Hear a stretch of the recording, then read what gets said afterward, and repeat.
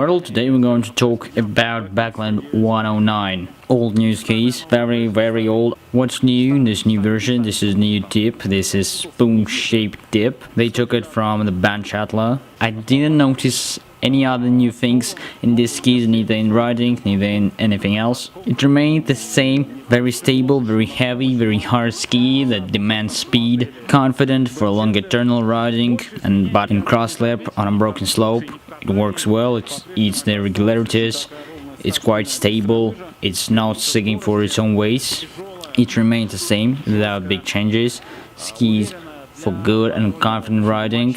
And on these skis you could ride in powder or on a slope, but because of the weight, without of ski touring, without of climbing, actually that is possible because skis is hard but they really heavy. What about tip? I can say what these tips solved all the problems. First of all, I don't remember problems what could be solved by this tip. This skis always was maneuverable and this skis always was good. Then you load the tips, and tips they was hard and they always allowed that to do that. They also never had any problems with the floating because they have quite a big rocker and the width always was big enough. What problems solved this tip? I don't know. I didn't understand that in riding.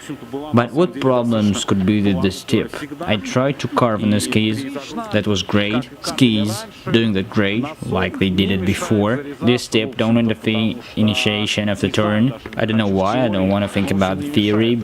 Skis also demand speed and they're not good on a flat. If you're worrying about this tip, if you're worrying about its shape, forget about it. This tip hadn't ruined something or changed something or critical changed something, no. To who I can advise these skis? Like before, I can advise these skis to people who either riding a lot and who has experience in riding on prepared slope and want to move forward to powder, to off-piste, but they want to take their habits from slope to off-piste. They want to load ski, they want stability, they want versatility, they want to ride on a slope and off-piste, and that doesn't matter what riding in off-piste and on slope won't be at its best. For those who want to ride everywhere, who want to ride on a prepared slope because he used to ride on the prepared slope, and who want to ride fast in off-piste because his friends on a big freeride skis riding there in off-piste. Yeah, this is skis for that kind of people. But in terms of modern freeriding, I can say what this is an exception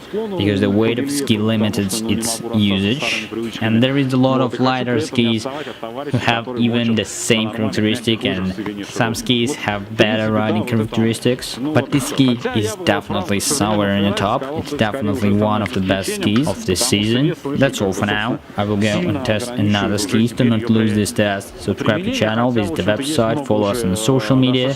See you next time. Goodbye.